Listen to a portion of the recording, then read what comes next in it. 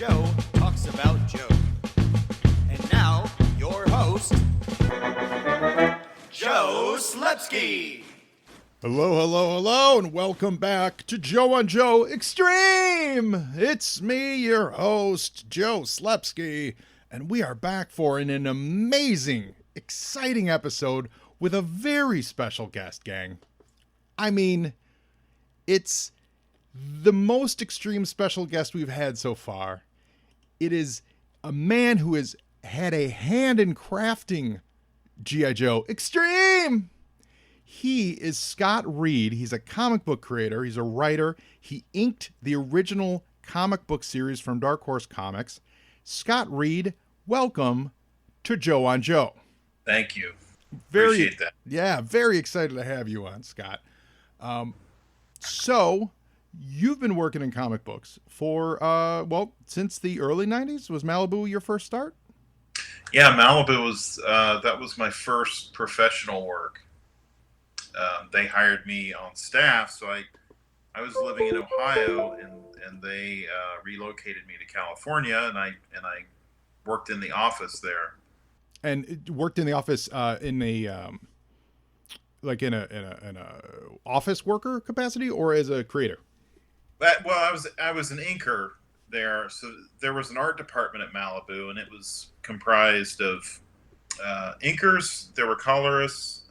There were letterers, and there were trying to think. There was like paste up artists, which we had paste up artists back then before everything was in Photoshop. So there was a lot of that kind of work to do also. Wasn't Malibu renowned for the coloring department? Wasn't that the big advantage? TheThat was the Malibu was really a groundbreaking company in regards to their coloring work. I remember going into the coloring department and just being really blown away by all of that, because in '93 it was all, Photoshop was brand new. Just digital, doing anything digitally was really new as far as for artists. So there were, I don't know, they had probably 10 or 20 colorists, I think, with Max, and I would just kind of walk by and sort of look over their shoulder and just be silently amazed at what they were doing.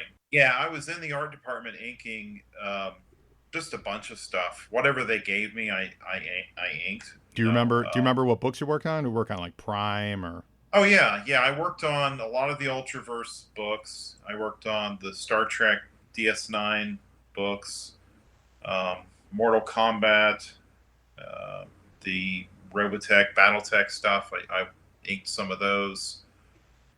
Really, just my hand was in a lot of it. I don't know what I probably inked 30 books, maybe. Wow, if not more.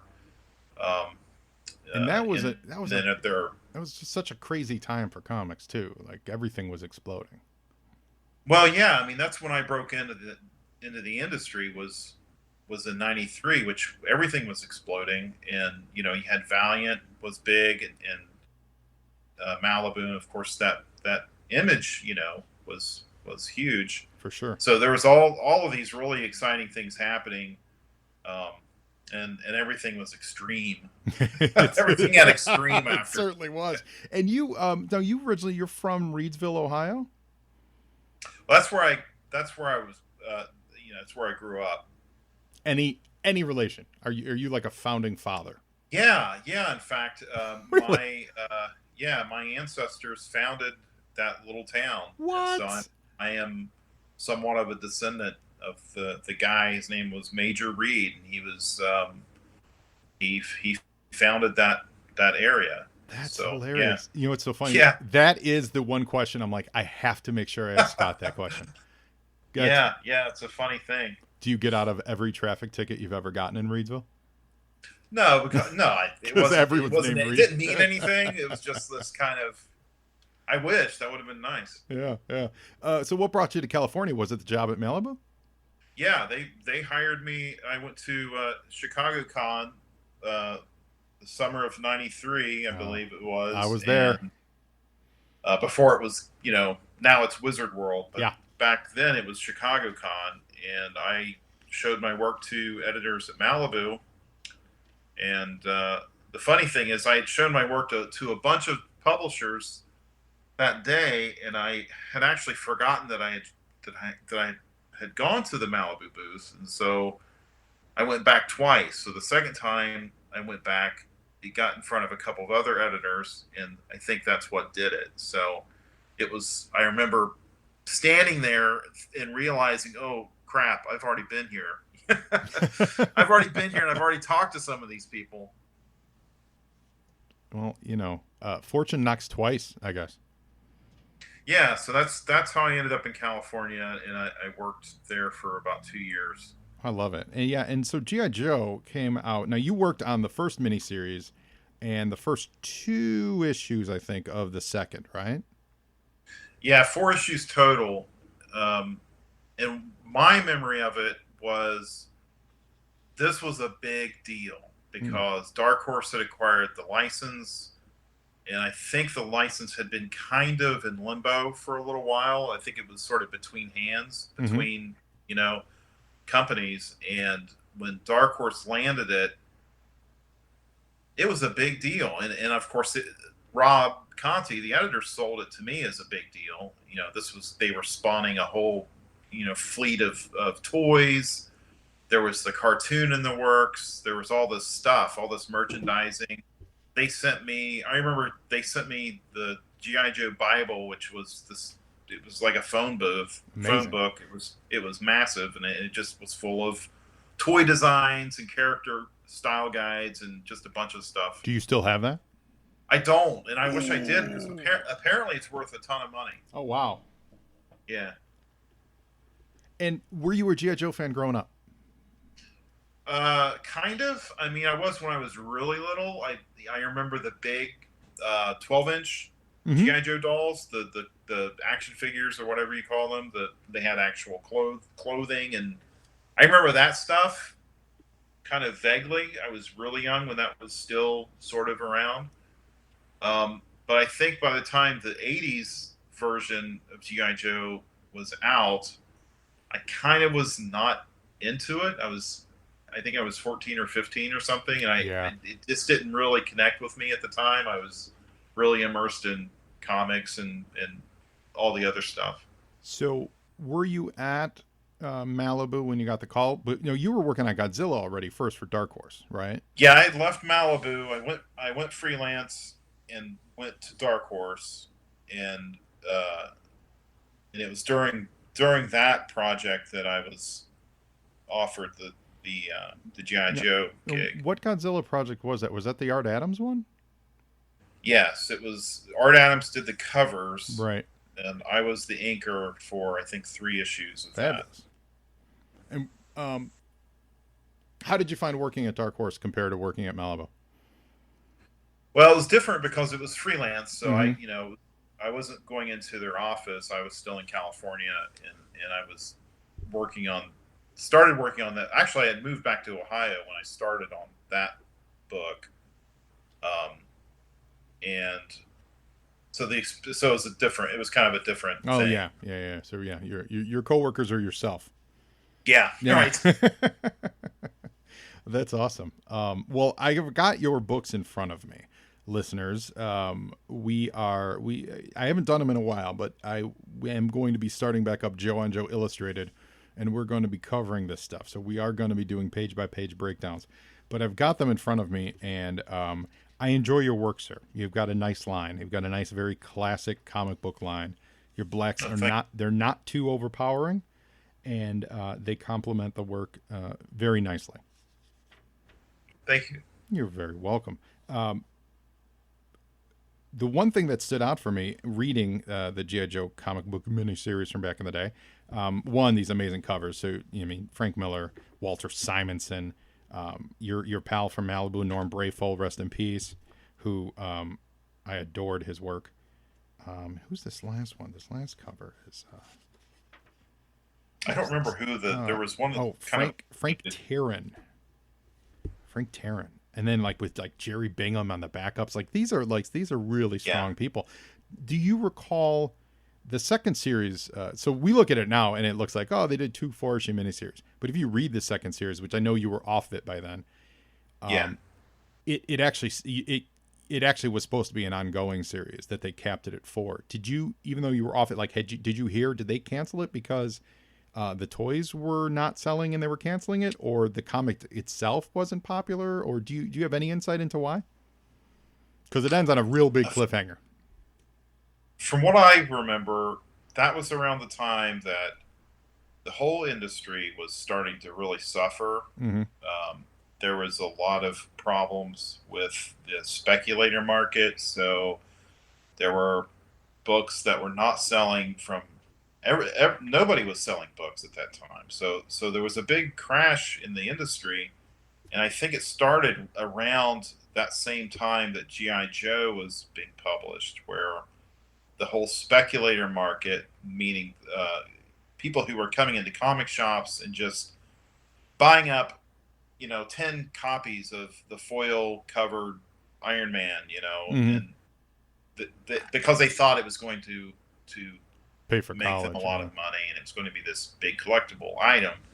Well, those people left when they realized that, hey, if you print 200,000 copies of Iron Man with a foil cover, it's never going to be a collectible. No, it's not. And so I think that was just G.I. Joe was an unfortunate casualty of that period, because I remember feeling that myself, because a lot of publishers were just no longer publishing, or they had really scaled back, and Dark Horse was one of those publishers that probably, I would assume, they just couldn't afford the license. Probably. I mean, I would guess the era. Yeah, I mean, that's the era that sent Marvel into bankruptcy. Yes, For listeners, Marvel if you're unfamiliar with the time, think about that. Marvel went into bankruptcy because of everything Scott just described.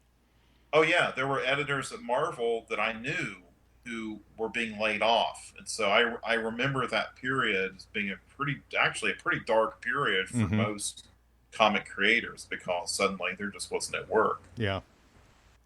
Well, fast forward a few years, and it looks like you worked on a project called The Overman over at Image. Yeah, that was in 2007, 2008. Tell us about that. What was that all about? I'm not familiar with that series. That was a book that I wrote, a story that I'd written years earlier. It was just one of those, most writers have at least one or two stories that just keep percolating and brewing, and you go back to it, revisit it, and you write it, rewrite it, and you forget about it, and then you come back to it. And Shane White, the artist on that series, he and I had over the years just sort of on and off collaborated on this concept, and finally kind of got it going, and it landed at Image. Cool. And what's the premise of it? It was a science fiction story. It's kind of a dystopian noir concept about this biomechanical creature that's created from this soldier who basically it's sort of about the end of the world, and it's about androids taking over society, and the question of artificial intelligence, and so it's just got a lot of feel stuff. good. So it's a feel good, is what you're saying. It's a real warm and fuzzy story. Yes. That's very cool. And it looks like in 2012 you had a very well received comic called, was it Saga of a Doomed Universe? Yeah, that was the thing I did. It was 3 issues that I ended up bundling into a big graphic novel, and it's basically my love letter to the 1980s superhero genre. So that's kind of my take on that era. That's very cool. Are any of these available on Comixology or digital, or from Yes. your website or anything? Yes, they're all available from Comixology. You can either go there and just type in Scott Reed, and you can find everything I've done there. Awesome. Well, listeners, you need to do that because when you're on Comixology, you're also going to want to look for a little book that we're going to talk about now called Hark, which is Scott. That's your current project. You've got issue 1 is out, and that's available on Comixology. You're grinding through issue 2 right now. Tell our Yeah. listeners, what is Hark all about? Hark is about this. Well, it's a science fiction theme about a planet that basically they're at war. They're ruining their planet. They're fighting. They're super violent. They're super technological, and this android sort of surfaces out of the chaos, and he's sort of this pacifist philosopher. He becomes sentient. He becomes self-aware, and he becomes this sort of peacemaker who convinces the entire planet to throw down their arms, throw down their weapons, and to live in peace. And he's just sort of this. He's sort of like Gandhi, he's hugely charismatic, and he unites the whole world. And suddenly there's no more war, and so he goes into sort of this suspended animation, sort of a hibernation. He basically says, "Hey, my work's done here. You know, great, good luck. I'll see you around." He sort of retreats into his shrine, and just that's the end of him. So Hark is gone, and shortly after he's gone, the planet's invaded by aliens, and these people now are total pacifists, and they're such pacifists that they refuse to defend themselves. They've taken philosophy to the extreme where they will not, if there's an oppressor, they will just do what the oppressor wants them to do because that's their philosophy, and so they're virtually wiped out. Wow. Almost totally wiped out, and then Hart comes back and basically sees, look what I've done. Look what's happened to my planet.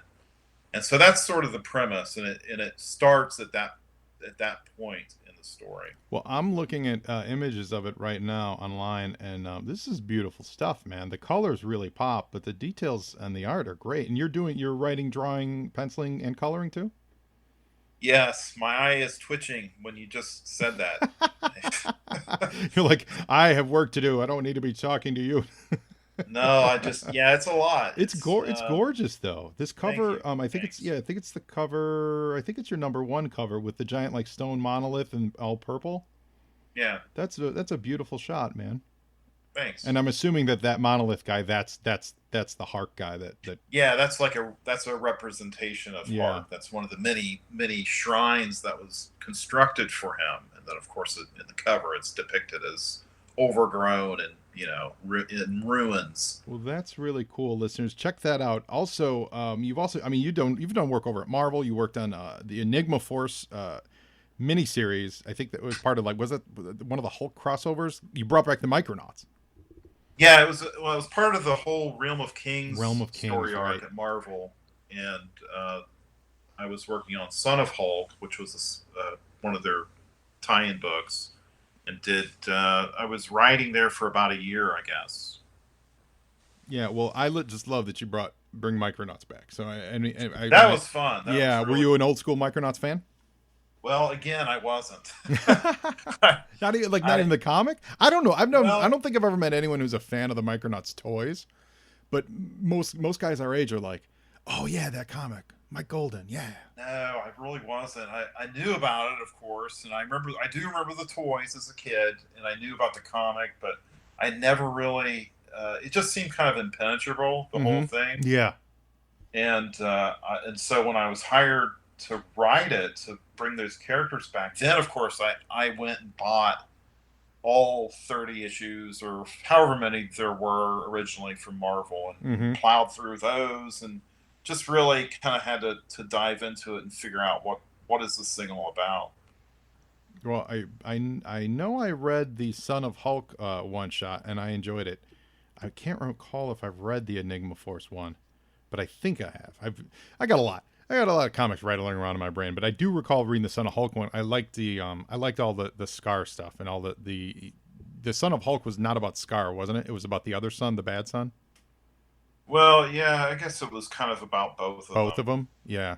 Yeah. Yeah. I dug that whole arc. That whole Planet Hulk stuff was great. So to see you as a part of that, big fan. Big fan. Much Cool. appreciated. Well, today's episode, Scott, of Joe on Joe Extreme, we are watching episode 7 of G.I. Joe Extreme, and this is called The Silencer. Now, you were saying that you've never seen any of these cartoons. No, I've never watched it, and which is I feel kind of bad about that. Oh, I But mean, I've just well, never. well, they're out of Never. circulation. So it's not Yeah. like they got a lot of play. You know, it sounds Yeah. like they played once when they first ran, and then Hasbro kind of buried them over the years. Which, by the way, is the perfect time to say, listeners, remember when you're on the internet, hashtag release the extreme and tag Hasbro in it. Hashtag release the extreme. We're tagging Hasbro. We're tagging G.I. Joe official. We want to get them to release these in high quality because we are watching them on a bootleg from Appleton, Wisconsin, circa 1996, and the quality is terrible. But we're loving them and we think they're great. And I think this is another very fun episode. And while you're out there on the internet, find me on Facebook, Twitter, and Instagram at Joe on Joe Pod. Send me an email to joeandjoepod@gmail.com. And you can find Scott also on Twitter and Instagram at _Scott_Reed_. So it's 3 underscores, Scott. You could also find him on Facebook at Beyond Forward Comics. And you put up the new stuff and everything there. You find him on Comixology. Basically, search for Scott Reed where you find your comic books. You're going to find some very, very, very cool books. And Scott, I'm excited to get into G.I. Joe Extreme with you today. Are you ready? No, not at all. Are you ready to get extreme? Extreme, yes. Well, we're going to do it. Listeners, get your bootleg copies available. Remember, hashtag relates to the extreme. Get your bootleg copies ready. And we are going to go. Here we go. All So, right. yeah, I mean, it they don't waste time in the opening credits. They get right to it.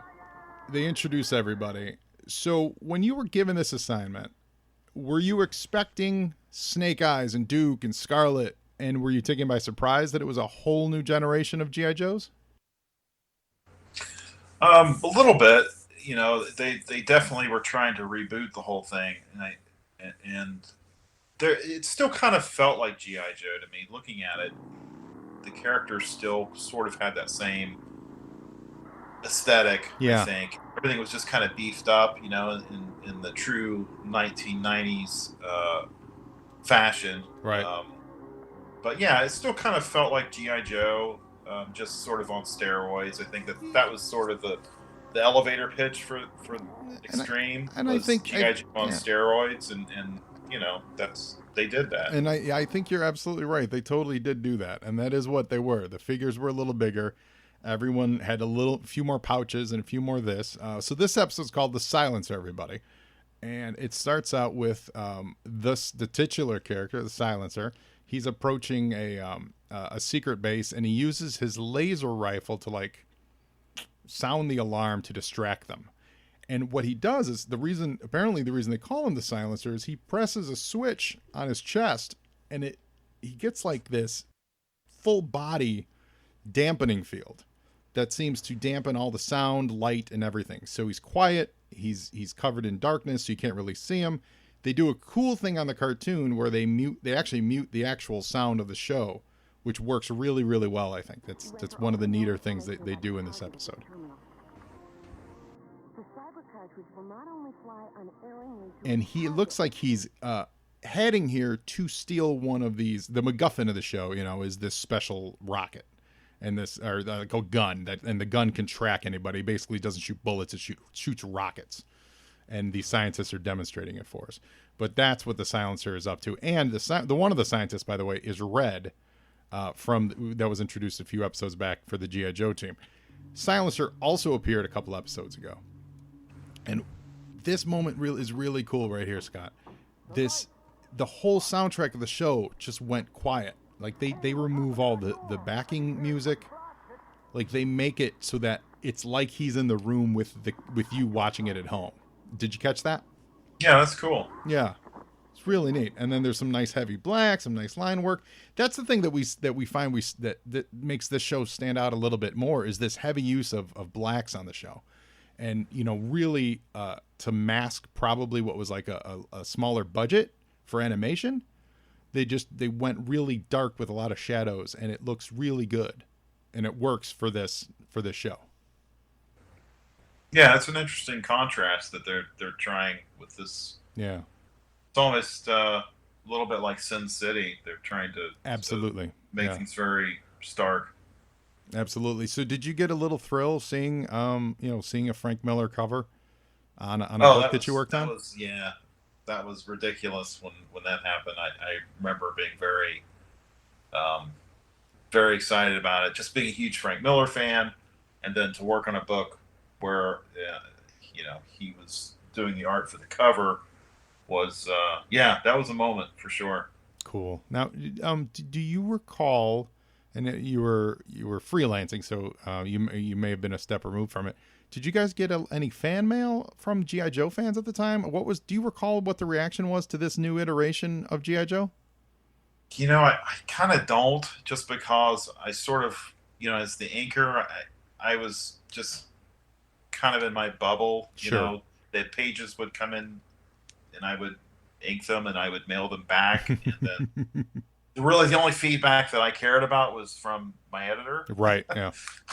Or from the penciler. I wanted to make sure everybody was happy with my work, but beyond that, I really didn't know, because, and of course this was before the internet, so you didn't really have your finger on the pulse of anything other than just doing your best possible work and hoping for the best. Mm-hmm.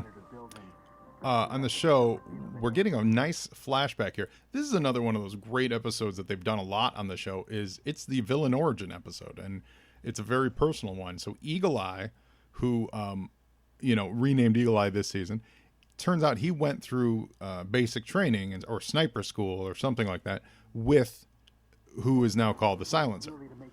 And Eagle Eye was better than the Silencer, so it drove the Silencer to use experimental technology in order to be better than Eagle Eye. And we're going to see real quickly that it goes poorly. And in the course of the flashback, there's a woman introduced, like a female scientist, and she comes into play a little later in the episode. And if you're watching along, we just saw the gun explodes on the Silencer, and it that's what caused the scar on his face, and it also damaged his shooting hand. So that's the Silencer's secret origin, which is neat. Scott, we've gotten what this show's did, which Real American Hero didn't do a lot, was give us really distinct origins, treating these guys like superheroes. Where Real American Hero is, they were all kind of paramilitary, from different parts of the world, but they didn't really get into, Major Blood's origins or, Zartan's origins on the cartoon and stuff. They just kind of went, here they are. This show and this era really treats these guys more superhero-y, and this is their secret origin. So what did you grow up reading, Scott? Oh, actually, we're going to commercial. We're going to be right back. Listeners, I know what you need in your life. You need more podcasts. And you also love movies. So why not do a podcast that's about not one movie, it's about not two movies, it's about 3 movies and a meal. I'm talking the Movies and a Meal podcast. This show is great. It's brought to you by Keith, Brad, and Ben, and each week they bring a new movie to the table, which they all discuss as a group. And it's not, your highfalutin movies. It's What We Do in the Shadows, The Fantastic Four, Rise of the Silver Surfer, and Out of Sight. It's Bad Education, Ghost Rider, and A View to a Kill. It's X-Men Last Stand, Queen Sugar, The Mandalorian, and Major League 2. They are a lot of fun to listen to. You guys know Ben. It's our friend Ben Pensarga. He was a guest on Joe and Joe. In fact, Ben was the very first remote guest that I ever had on this podcast, so he's always got a special place in my heart. I'm really digging this. I just started listening to it last week. It is a lot of fun. They bring a guest in. The guest, I listened to their Heathers episode. They were joined by Kelly, and she went in depth on her favorite movie, which was Heathers, and it made me want to go watch Heathers to watch with them. I really dig it. So guys, find them out there at Movies and a Meal, Twitter, Instagram. Their website is moviesandameal.podbean.com. They put out 1 episode a week.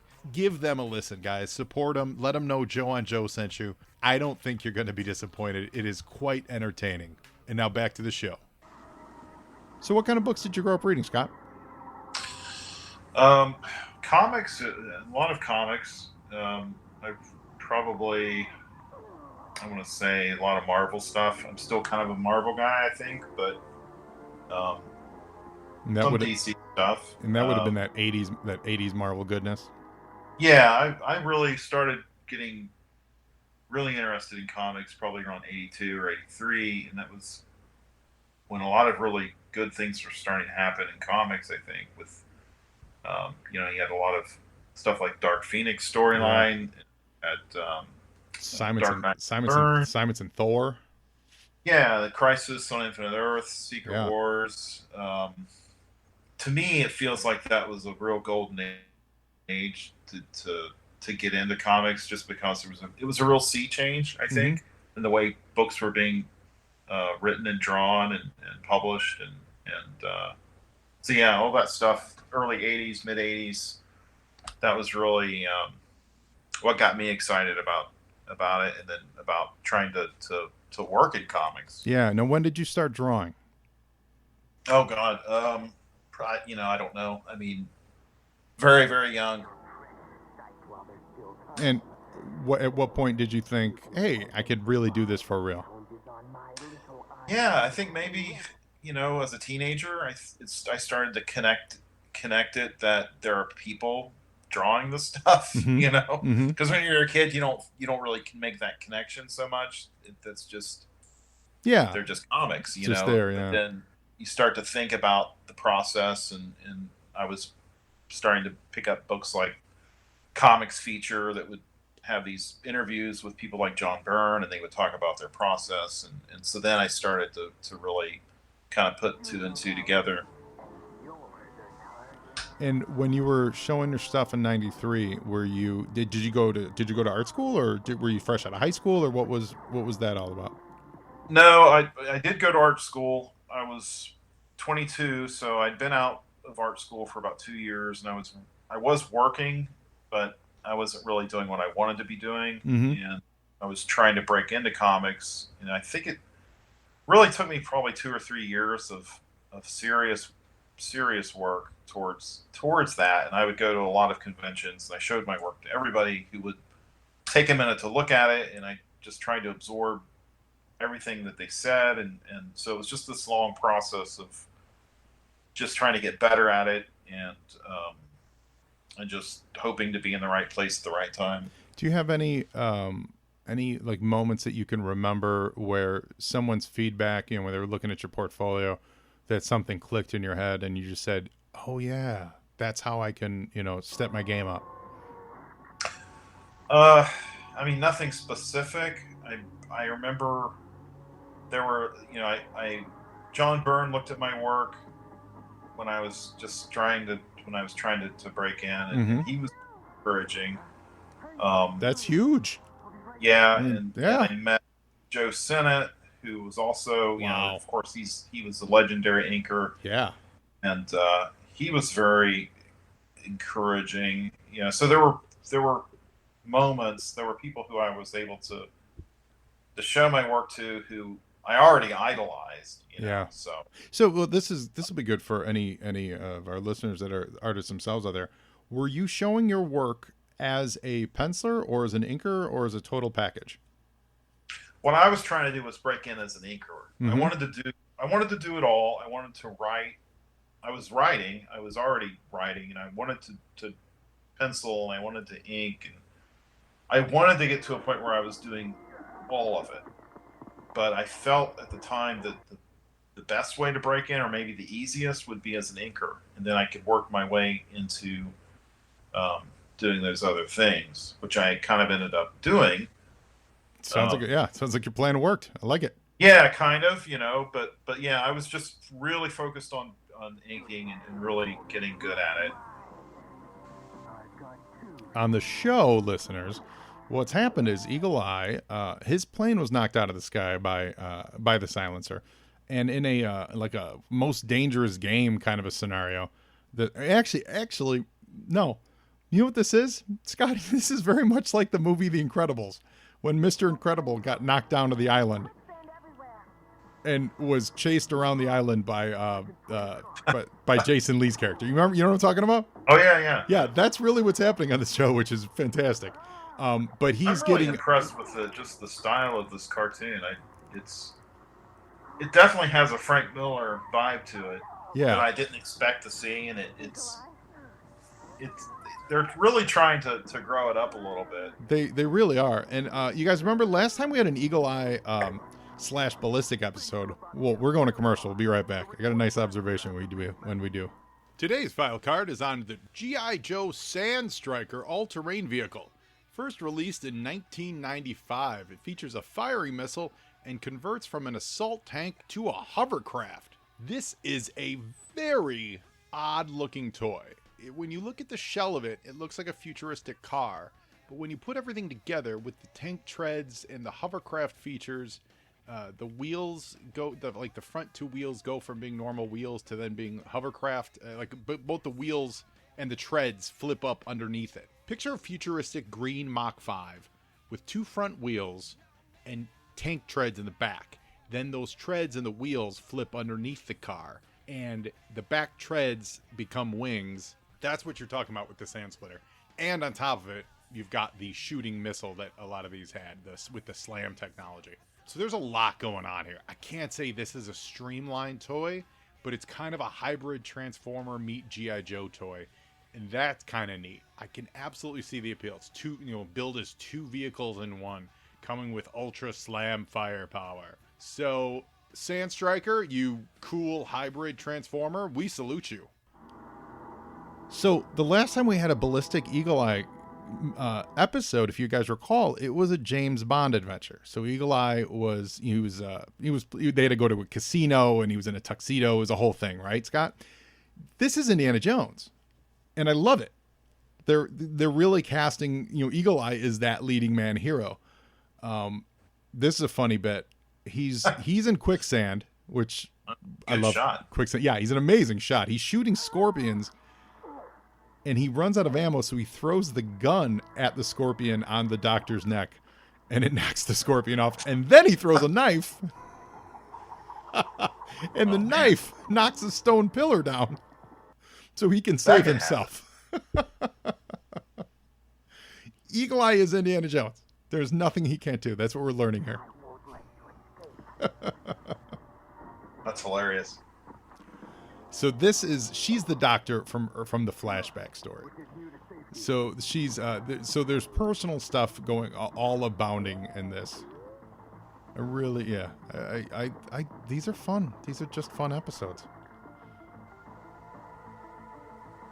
So, Scott, is there any advice you'd give listeners today for, ways to self-publish? Because, I know usually we hear a lot of the answers are, do it yourself, do your own thing, because it's so easy with the internet and all that stuff.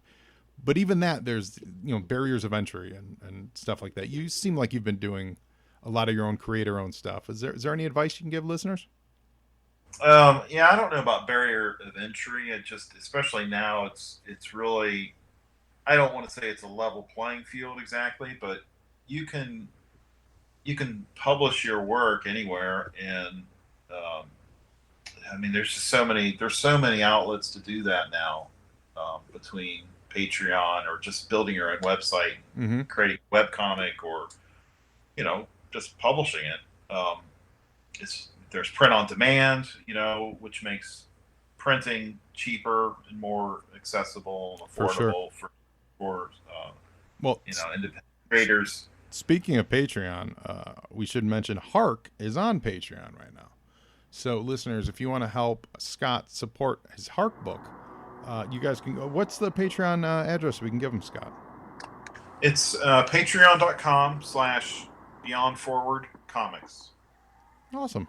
So listeners, go to Beyond Forward Comics over on Patreon and give Scott's book a look. And while you're on Patreon, feel free to check out the Joe and Joe Patreon. We're actually, as we record this, I think I'll have them in hand by the time this airs. I've made Joe on Joe masks for the quarantine. So I'm just really shocked that there's still a fan base for this extreme version of G.I. Joe. Well, I don't know that there is. I'm forcing this down my listeners' throats, Scott. Oh, okay. You're going to make it into a fan Oh, yeah. base. This is my first experience with all this stuff. Oh, and real quick, now this episode has turned into the movie The Predator. So now he's Dutch at the end of The Predator making traps to catch the silencer, which is amazing. I don't know that there is a big demand for extreme stuff. I like to think that I'm leading the charge here because I've never seen these before. I think they're a lot of fun. No one else can find them, and every time we have someone on the show, they end up really digging what they're seeing. Yeah, and they're probably stuck in trademark hell. They're probably there's probably a rights issue that's Hasbro can't touch it. Maybe. And nobody else is going to want to, pay to have this thing digitally remastered and redistributed. Probably. I wonder what that could be, though. I mean, although there was a problem with Roadblock for a long time, so I guess they're not, and that's Roadblock being one of their most popular Joes of all time. There was like a 10-year span where they didn't do anything with him. Even Heavy Metal was supposed to be a version of Roadblock, and he became, Heavy Duty, and he became Heavy Duty because they couldn't, get Roadblock going. So I guess I wouldn't be surprised, but it's just weird to me. And there were how many episodes? There's 26 of Extreme episodes. So there was a full. I guess that would be a full season. Those two. They broke it up in at least they call them 2 seasons. They were like the first season ended on a really great cliffhanger, where the main bad guy, if you remember, Iron Claw, he disguised himself as the Joe team's Clancy. And so did it end Did the last episode of the second season? Did it end with a cliffhanger, or did it? I gotta tell you, I don't know. I have not watched. I am absolutely watching these with my guests as we go. I see. So I'm very fresh, and I'm very very excited to see what comes next. We've got hopefully there's some sort of an ending. Yeah, it'll be very continue next season. Yeah, it'll be very disappointing if we don't. It's funny. The last episode of the comic book ended that way. It was set up for this big adventure. And you read the letters page, and it says, "Sorry, listeners, this is the last issue of G.I. Joe for a while. Times are tight." Yeah, that's a testimony to how bad the industry was. Yeah, they could not even afford to finish that story arc. That's kind of not typical. They usually try to at least wrap things up, even if they have to condense a story. And you end up having a last page with just a lot of that's pretty bad. Yeah, that's a lot terrible. of a lot of expository dialogue saying, "Well, I was going to find out that I was really your secret brother, but we're going to be friends in the end." Okay, right? Yeah. Wow, that's terrible. That's just what a letdown. Yeah, it really is. Well, these guys are not letting us down because they're in the middle of they're in a cave. There's bats flying around. They're in a personal fight, just going hand to hand. This really has gone from an Indiana Jones episode to the movie The Predator. This is great. This is really great. So Scott, on my show, I love to ask my guests if you could be a member of the Joe or Cobra team or Extreme team or Scar team, which would you be? Would you be a good guy or a bad guy? What would your specialty be? And then we'll come up with a good, fun nickname for you.